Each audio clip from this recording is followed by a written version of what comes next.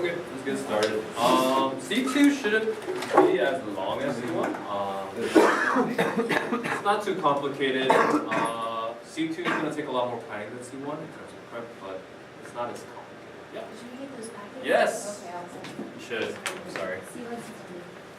There you go.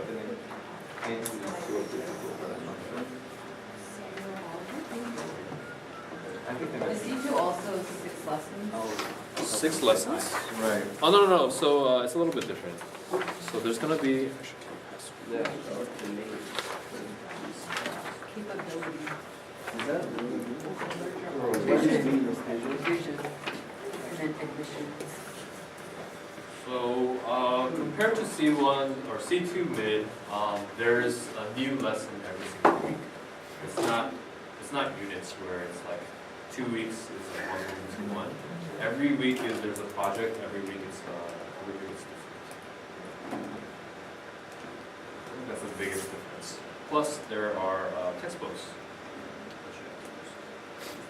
Anyways, before we get into that, so for C2 High, what you're supposed to do is teach students alternative perspectives by studying different books and then doing a project, design thinking project.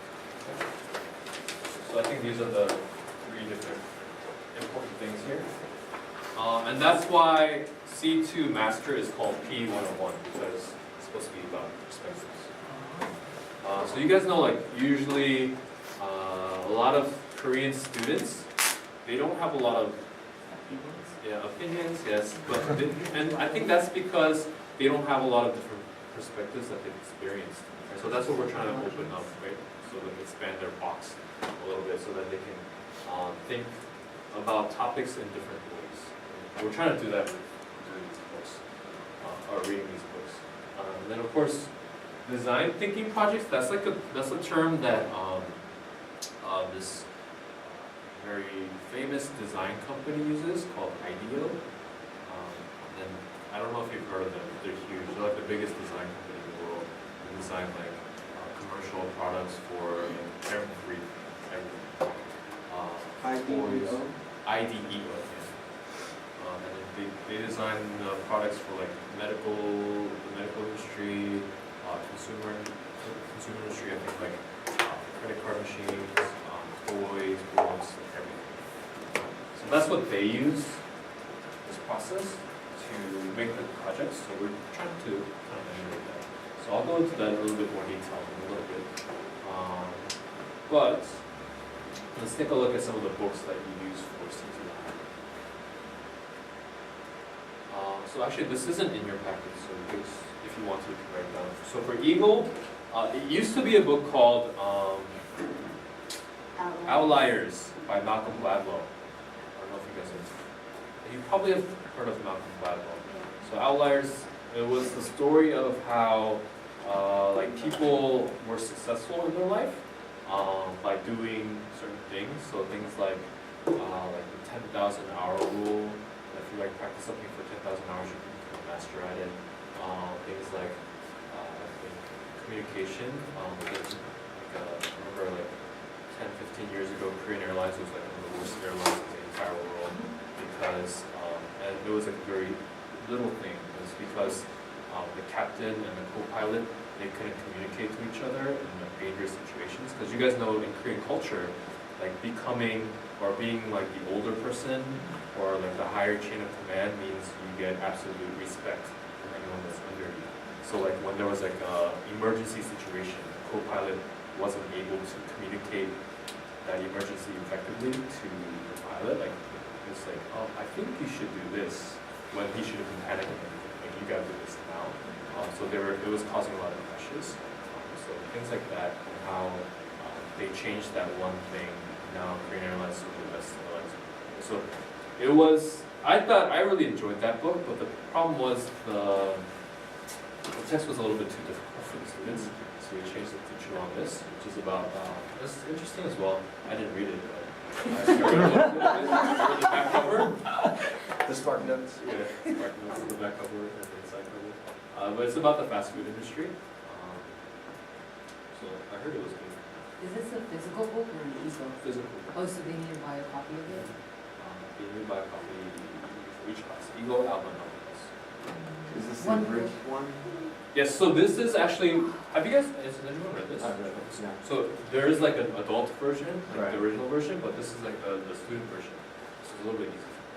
So it's one book for the entire term? Yes, So thematically, each lesson is about fast food? yes. Like different aspects of fast food. So compared to outliers, the students enjoyed it a lot more. I think, like you said, thematically it's so repetitive, so I thought it would be older, but the students enjoyed it a lot more than outliers. I think it has to do with the fact that it's a lot easier to read than outliers was because Maybe if you read this one, you'll think it's maybe. I love fast food, so I didn't like this picture. Moving on. Alba, the book is Idea Man. Paul Allen, this guy's like the co-founder of Microsoft, and tells his story of, it's more of like a biography, but his story of how he spent his billions of dollars. He bought a yacht, he bought an airplane. Also like things that he invested in and what he is now and things like that. So his story of success. And the last one is about, it's called Made to Stick. This one's actually, I read a little bit of it. It's called, it's for Alba Plus. And it's about why some ideas are so, like, as soon as you come up with an idea, it spreads so quickly, while other ideas don't stick too well. So like, if you make up some kind of rumor about like a celebrity, it'll like catch on like wildfire when like some ideas that are actually going to improve the lives of millions of people, sometimes they don't stick. People don't really care. So like, I guess talking about those kinds of issues. So these are the 3 books. And like you guys were asking, the students do have to buy it and bring it to us. With V1, like on average, like 50% of the class reads the book. Yes. So can we continue with the lesson even though they've not read the material? It's pretty good, 50%. Outliers was like, if I had a class of 12, I would say like 1 or 2 students would read. But you can do certain things to make sure the students read a little bit more. A lot of it had to do with the fact that the books were so hard for the students and it just wasn't fun. But it should be a little bit easier for the students because we added this section of it. Yeah. So they read before class? Yes, they read before class, not before class. So if you guys look at the class structure, before I go on to this, really quickly, the class is geared towards this collaborative project idea. So through and talk about the different perspectives in the book, and talk about the book and what you learned, the lessons you learned, and then apply it to a collaborative project idea. So it's a general focus. Like, I don't want to get into details here, but just know that the objective of the class is to think about these perspectives and then have good output. And also, like, I know there's a clear-cut time breakdown, but a lot of the times, like, for C2 classes, instructors don't keep the time that well, and it's okay. You can kind of move around different things, especially if you want to spend more time in the collaborative project. I think most instructors spend about an hour and a half in the collaborative project. Could we like cut out personal projects and then just make the collaborative project really long? No. Because the personal project, actually, like, if you listen to what I had to say about C1, you can kind of tell, like, I cut out a lot of stuff sometimes in my classes. But personal project, this is the part where they gain the perspective aspect of the class. And this is where they actually go through and pick out different, like, content from the book and things like that. So it is very important. There are some parts of the personal project maybe you can take out if you don't think it's important. But yeah, it is important to go through some of the things. So let's go through. The very first thing you're going to do, and this is something that we added because of the issue that a lot of students didn't read the textbook. This is actually the first page of the textbook, and this is actually lesson 2 because lesson 1 there was no homework. Well, lesson 2, this is homework. So the students actually have to finish this before they come to class And it's a bunch of comprehension questions, 10 comprehension questions about the book. And this actually, it seems like it's just extra work so the students will not do it, but this actually helped a lot because it helped to focus their reading. So instead of trying to like read everything and try to be overwhelmed with all the information that they're getting, now while they're reading, they just have to look for like these specific things, and it tells you exactly what page they're on, the line number. So the students usually did this pretty well. And these questions are questions that they're paraphrased versions of the questions that you'll use later on in the actual personal project as well. So it helps the class a little bit. So this is starting from lesson 2, because lesson 1 we have So always stress before the end of class, make sure you do the respective exploration. That's it.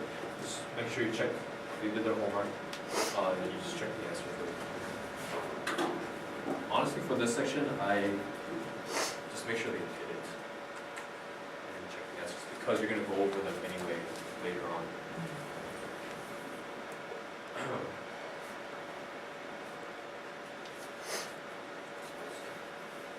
So you guys can see they're very, very content-oriented comprehension questions. So you're going to start with this part called the primer. So what I like to think of this as is like just a very, very basic question, right? Especially here, what do you think about when you hear the name McDonald's? And they're going to hear this question later on again. Right? So throughout the lesson, you're trying to maybe change their mind a little bit or think about this topic in a different way, because you're going to see this question a little bit later again. So if you look here, you're supposed to introduce the theme of the lesson. And this is just a discussion part. And students, of course, like C2 a lot better because there's a lot more discussion. And there's a lot more opportunity for you guys to make the class more interesting.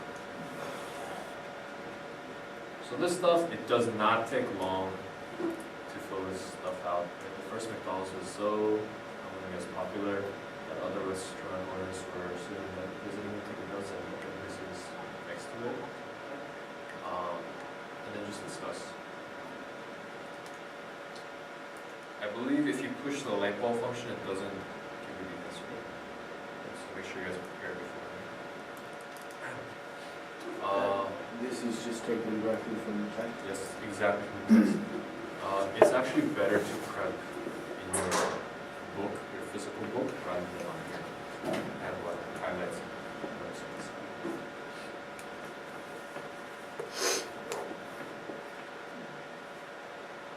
So just have a discussion about, although many other restaurant owners are copying McDonald's style, why is McDonald's still the most popular? So you guys can see, it's not very tough. It's a good open discussion with students. But always try to keep in mind, why are you asking these questions? Right? Because you're trying to talk about this. Don't just ask the questions because they're there. Right? Always have an objective of why you're trying to ask the questions. Alright, so if you look at the personal project, the reason why the personal project is good as well is because this is what they're going to be doing in their collaborative project. So you're actually, during the personal project, you're actually building the information that they can use for their collaborative project. So there's like 3 different parts that they have to do for their collaborative project at the end. So you're going to do them step by step. So this personal project, you're going to get the students ready by building their understanding of the concepts in the book.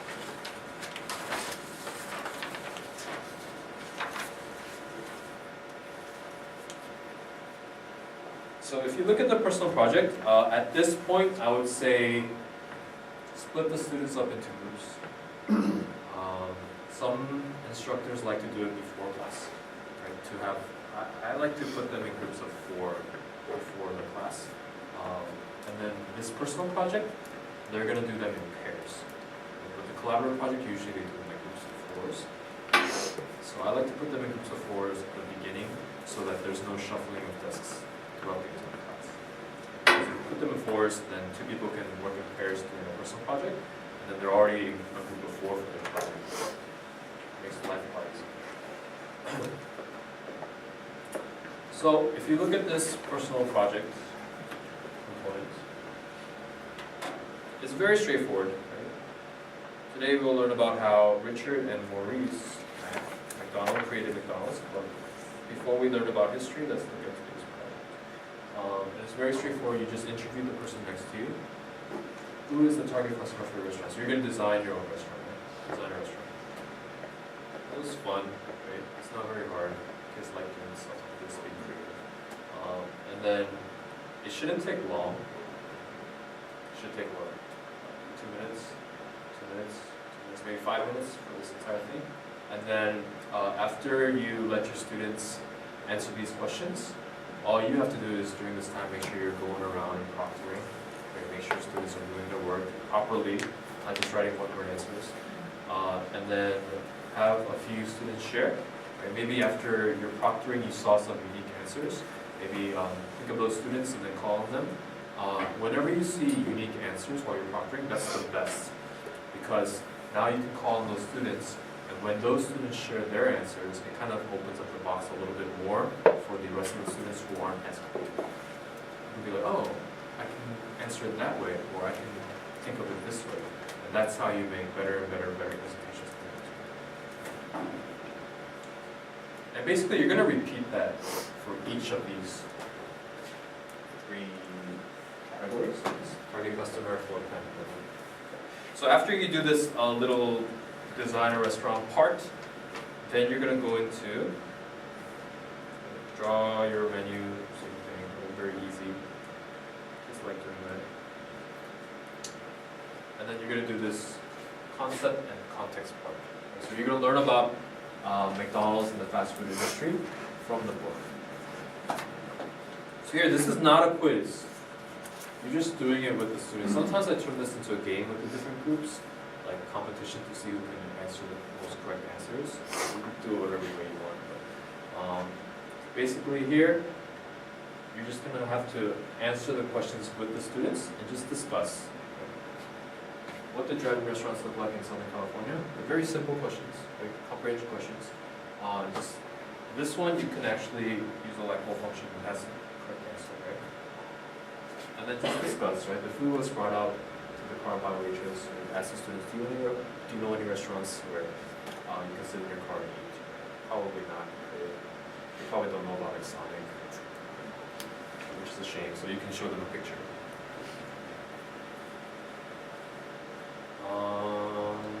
So waitresses were pretty girls with memorable uniforms, right? If you show them a picture of that, like that as well. And then how did the McDonald's logo change the restaurant, right? So very, very, very simple questions. But remember, while you're doing this, you're trying to make them use this information for their project, right? So getting ideas here so that they can use it for their project. That's the thing. So not just going through the steps, but actually gaining ideas for their project. That's what this class is about, gaining different perspectives about things. So these questions, honestly, they don't take very long, especially because they tell you exactly where the answer is, page 23, 24. And you can do it 2 ways. You can do it one by one together, or you can do it all at once, right? Let the students do it all at once and then go over, and it's totally up to you. And then discuss a little bit. Straightforward. More concept context. And then, like I said, there's this floor plan thing. And then more concept context. And then just repeating over. Any questions up to this point?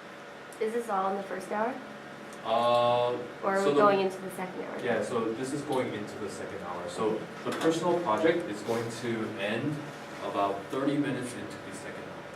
So, yeah. Is this all in pairs? Yes, but it's up to you. I mean, like, sometimes I do this in groups of 4. Sometimes you're supposed to do the personal project in the theory part in groups of 2.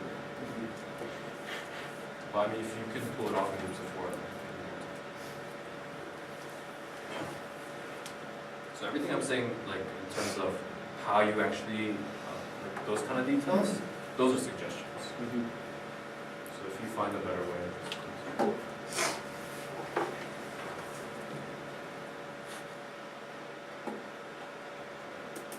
So I'm actually going to just skip through these pages because it's the same thing, right? So you go over this interview and then concept context, more interview stuff.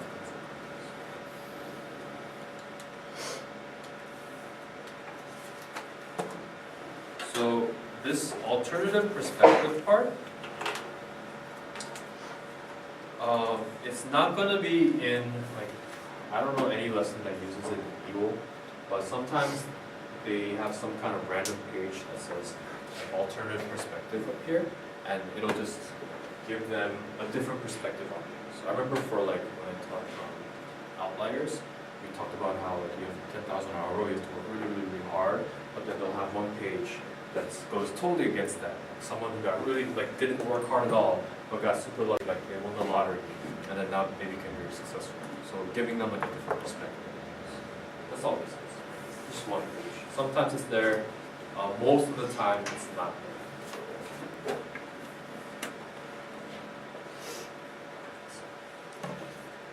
So before they dive into their collaborative project, they're going to take a look at this primer question one more time, right? And it's a little bit different from the very first time they saw the primer. Okay? It's a paraphrased version of that.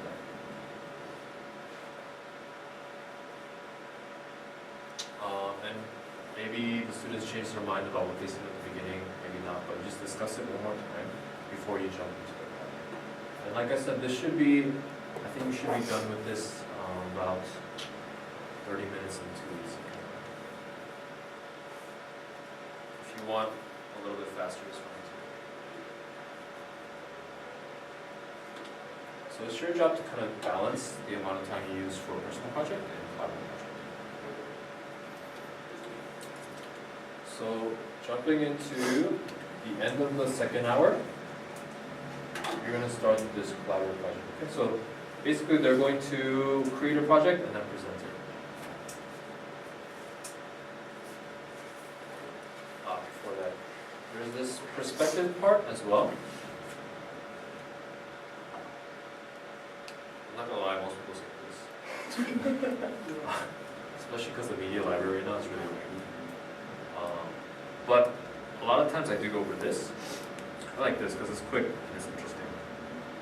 So like based on what you learn about McDonald's logo, where would you place these logos on the matrix? So it's a good jumping point for discussion. And then, have you guys done this before? You guys know what this is? Yeah, for mid-level, same exact thing. So you're supposed to research about today's topic and then write a little bit of research about that. Of course, it's going to give them more examples about how the fast food industry is and things like that if they do more research. You're supposed to do it in pairs. So one person is supposed to go into the media library and then find an article, and then another person is supposed to write down the summary of that article. And then you share a few of the responses from the students. Right? If you are going to do this section because you have some time left, please just mind your time, and then you don't have to have every single student response. So wait, so you said you would probably skip this one part here? Or Try to do it. yeah. Try to do it. Okay. It's a minor thing. It's just adding more perspectives to it and adding more information so that they can use it for their project. Honestly, like if they do it thoroughly, if they do it effectively, it should help them for their project. But it's just sometimes like I just get really frustrated with the media. It's just that. Do you have enough time for this in class? Or should they You do have enough time, it's just that I like to give the students more time for the project.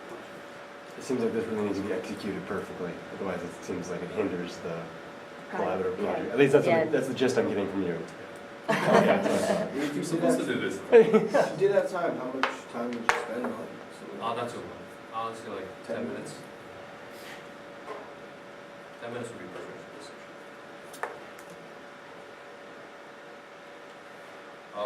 Yeah, the first day is going to be pretty tough for your time management because you're not going to know how much time your class is going to need to finish everything, especially with the lobby and stuff like that. So you'll have to.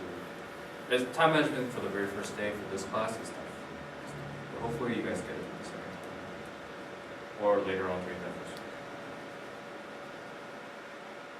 So the collaborative project here, again, if you look here, they're gonna do all three together now. They're gonna combine all three together in groups of 4 or 5. So they can essentially use the same information Yeah. that they made in. Yeah, and the first project. that's why I said you should do the personal project, because they're gonna use this information for the collaborative project. So none of the questions or expectations are different for the collaborative project? There's a little bit, yes, pretty much the same thing. So if you look here, the last thing they're gonna do is come up with a logo for their company. So again, at this point, I would, before you say like go, it's a good idea to give them more ideas about how they can present. If you guys need more ideas, if you look on like the Cheongdam Learning YouTube channel, there's a lot of vlogs that instructors have done. It's pretty useful actually. A lot of people don't watch them, but I feel like they're pretty useful. It's like teachers that have taught this already, so you can actually listen to what they've done. And they actually say like this worked, this didn't, so you don't have to waste your time in class and try something that some teachers already tried and didn't work. So all those are up, again, like if you go on the Google Plus community, on the left-hand side it says like C2 vlogs. Just watch whatever lesson. You don't have to watch the whole thing, it's really long. You need to get some ideas about how to run this session. Plus, if you need some ideas on how to do different types of projects, this is a good place to start, because one thing that can happen with these types of presentations is that students aren't very creative until they see something. Oh, we can do that.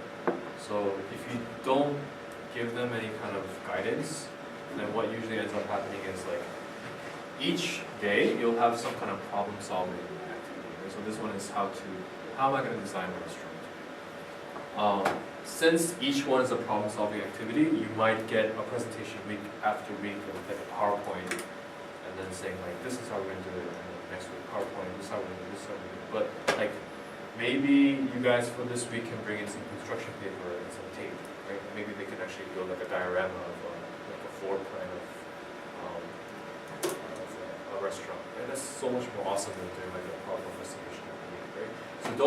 So that kind of thing, like you might need more time for collaborative projects, maybe you'll rush the project a little bit more. Okay, so think of doing more creative things here. I think that's a lot better.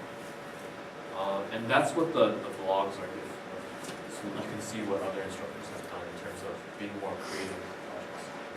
Because it gets really boring when you have to see like an S note or Polaris project every single week.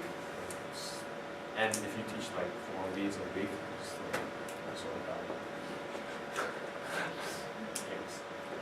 So if you look here, the collaborative project, of course, they're going to be working in like groups of 4 now.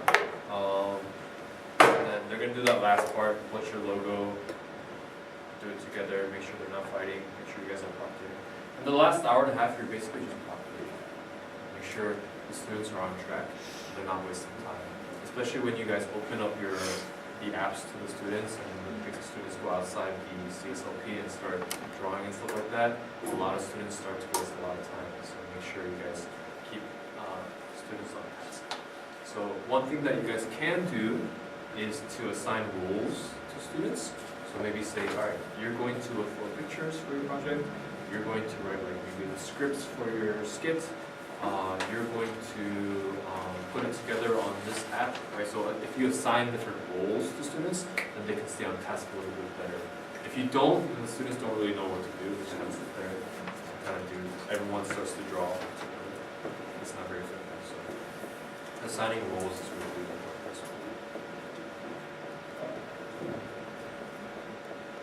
So that's it. Remember, target customer, floor plan, logo. That's something that they did throughout the class. And now they're just putting it together. This is what they're going to say during the presentation.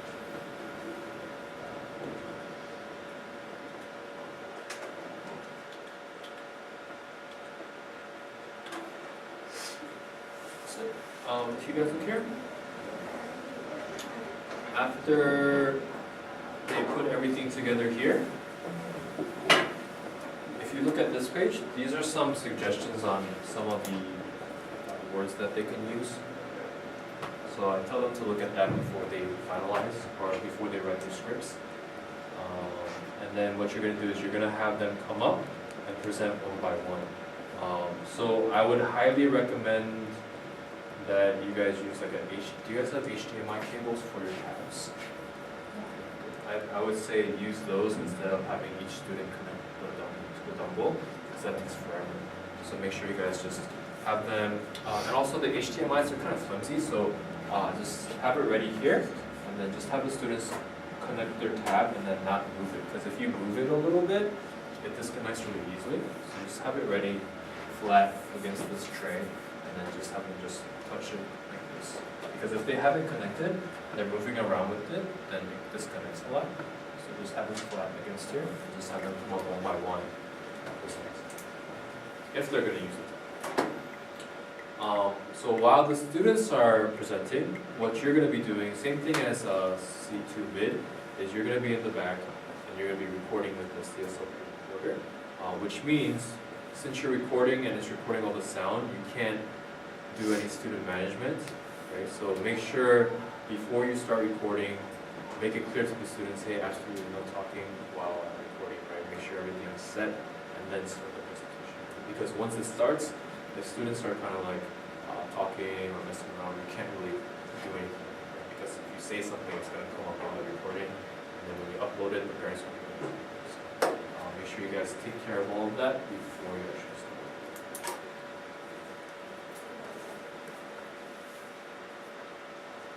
Any questions? This part, just be very creative. As long as you proctor well, you assign roles, make sure everyone's on task. You'll be good.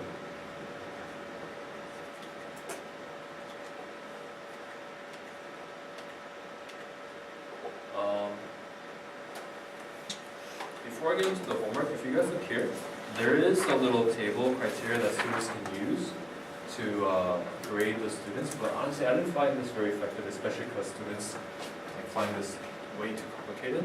So I just actually used this part down here where they can just take notes on each other's groups and write down what they thought was really, really good that they did, or some kind of apps that they used they thought was really creative. So just kind of notes and feedback. Just have the students do this so they have something to do. And then after each group presents, of course, feedback is very, very, very important on your end. It's very, very important. Don't skip the feedback, because if you skip the feedback and they suck, they're going to suck for like 13 weeks, right? So you got to give them feedback so they improve every single week, and that's what you want them to do. So your feedback is very important. Them listening to your feedback is very important as well. So just make sure it's going to be at the very end of class, and the kids are going to be eager to leave. So just make sure you stress that, hey, please listen to my feedback. This is the most important time of the class, and just have them implement your feedback week after week. And then if you guys look at the this isn't part of the class, but if you guys look at the very last page of every single lesson, you'll see a little infographic that shows you what the theme of each lesson was. And this is so that, if you're on lesson 7 and they don't remember lesson 1's theme, they can go back and take a look. It's just like a reference. They can refer to. It's just this is cool with you. This is strong people in high school.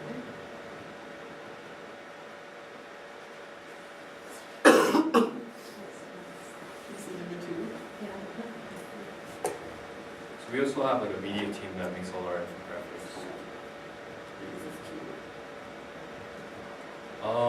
Okay, so homework-wise, just so you guys know, what they have to do for e-learning is go into the media library by themselves, and they can search more about the theme for the day.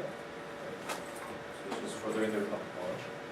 And then this one's a little bit different. So for iLearning, they actually do the chunk and vocab, same as C1, but they go and also do this, listen to someone.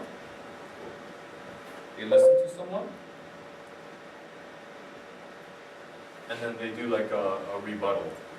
So they listen to an argument and they record their rebuttal, or they do like a writing argumentation. They see like an essay, and then they figure out what the problems are. If you guys have ever taught master's debate, it's kind of similar. It wasn't something we write out with the mistakes in the argument. Of course, you guys aren't going to be the ones who read it. That's it for the homework, and then for the grading, what you guys have to do for C2 High is these two things. So you grade on their cooperation and how well they do their presentation.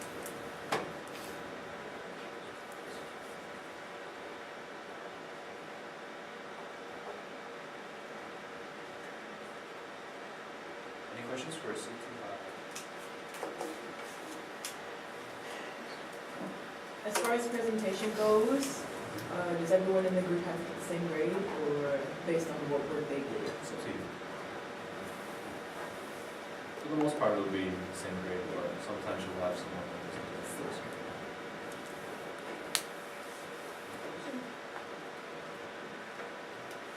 I guess for the recording thing, you said like we upload it so the parents can see it. Like, is like every project the same thing? Like we'll upload it and then the parents can view what their students have done in class. Yeah, so like, I don't even know if I have a student app on here.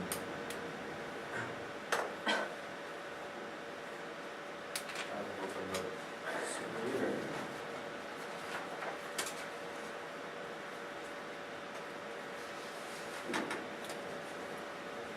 I don't have the student app on here, but the recorder, like once you have the recordings, you'll have these videos, and then you can click like upload, and then choose like which students were in that group, and then upload it. And then if you look at the student app and swipe to the left, they have like a portfolio page where they have all the videos that you uploaded for them.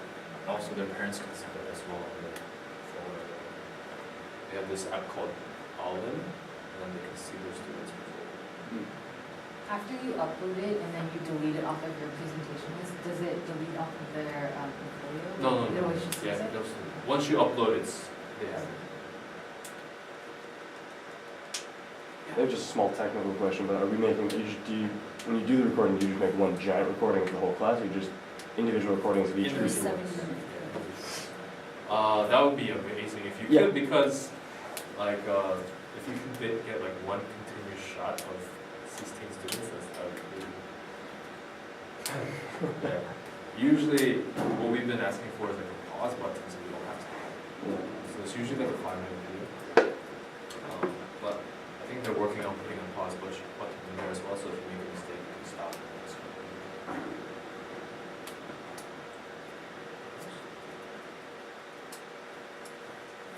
We'll probably have more questions once you start teaching as well. So if you guys have more questions, you can email training@chungdom.com anytime and just like write down like C2 project question.